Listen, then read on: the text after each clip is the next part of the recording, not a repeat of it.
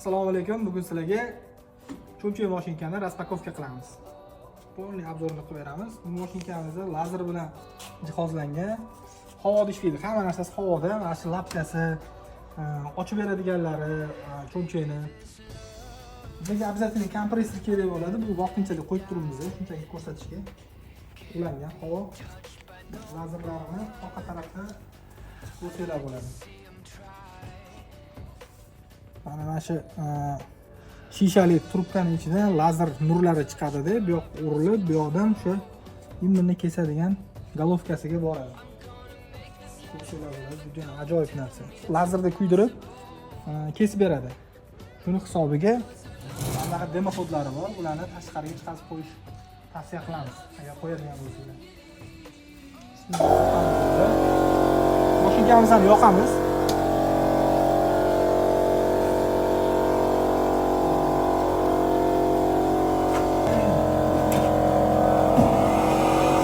Yoqqan paytimiz shu lazerni ishlashni boshlaydi. Lazerga kuch berishni boshlaydi. Hop, zapustikni bosganimizda mashinka o'zini-o'zi bir qator tekshirib oladi. Hamma joyi joyidami, ishlayaptimi, rabochiy holatdami, bir qator o'zi ko'rib oladi. Biz endi materialni qo'ysak bo'ladi. Materialni qo'ydik.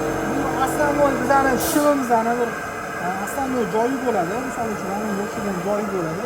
Buni biz joylashtiramiz. Keyin bu yoqda yana bitta detalimizni qo'yadigan joyimiz bor. Buni yana bitta lapkasi bor. Bu tushuniladi. Bundan keyin bu kerakli razmerga qo'yish uchun lapkalari ana tekislab qo'yiladi. Mana shu lapkalari tushadi. Biz zapska qilamiz. Birinchi bu mana ko'rasiz, lazer kesib beradi. Kesib bergandan keyin biz yana bitta buyruq berishimiz kerak. Bu borib buni ustiga o'rnaydi. Qo'shib berdi hozir. Endi ko'rdi, ko'rayotganingizdek. Kesib bo'lgandan keyin ko'tariladi. Bizda hozir qolipimiz yo'q, yana bitta qolip mana shu joyga qo'yiladi. Qo'yilgandan keyin buni tegi astari bo'ladi. Buni bosganimizdan keyin astarni joylaydi. Yana ishlayveradi, o'tadi. Tepa tarafini chiqadi. Mana tarafi.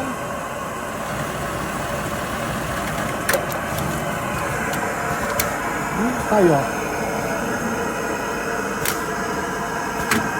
Tayyor cho'mchak bo'ladi. Hozir astari yo'q, faqat buni bu kostyumlarga, sportning shimlarga ishlatsa bo'ladi. Deyarli hamma kiyimlarda kerakli bo'ladi.